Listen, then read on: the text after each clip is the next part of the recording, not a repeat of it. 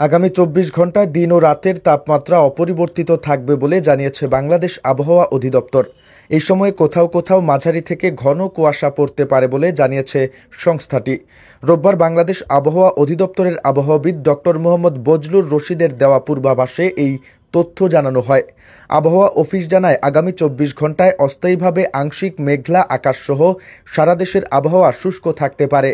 শেষ রাত থেকে ভোর পর্যন্ত দেশের উত্তরাঞ্চলের কোথাও কোথাও মাঝারি থেকে ঘন কুয়াশা এবং দেশের অন্যত্র হালকা থেকে মাঝারি ধরনের কুয়াশা পড়তে পারে। সারা দেশে রাত এবং দিনের তাপমাত্রা প্রায় অপরিবর্তিত থাকতে পারে। সোমবার সকাল ৯টা থেকে পরবর্তী ২৪ ঘণ্টায় অস্থায়ীভাবে আংশিক মেঘলা আকাশসহ সারা দেশের আবহাওয়া শুষ্ক থাকতে পারে। শেষ রাত থেকে ভোররাত পর্যন্ত দেশের উত্তরাঞ্চলের কোথাও কোথাও মাঝারি থেকে ঘন কুয়াশা এবং দেশের অন্যত্র হালকা থেকে মাঝারি ধরনের কুয়াশা পড়তে পারে।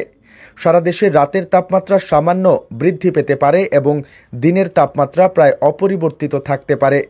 মঙ্গলবার সকাল ৯টা থেকে পরবর্তী ২৪ ঘণ্টায় অস্থায়ীভাবে আংশিক মেঘলা আকাশসহ দেশের আবহাওয়া শুষ্ক থাকতে পারে। শেষ রাত থেকে ভোর পর্যন্ত সারা দেশের কোথাও কোথাও হালকা থেকে মাঝারি ধরনের কুয়াশা পড়তে পারে। সারা দেশে রাতের তাপমাত্রা সামান্য বৃদ্ধি পেতে পারে এবং দিনের তাপমাত্রা সামান্য হ্রাস পেতে পারে। তবে আগামী ৫ দিনের মধ্যে দেশের তাপমাত্রা আরও কমবে বলে জানিয়েছে সংস্থাটি।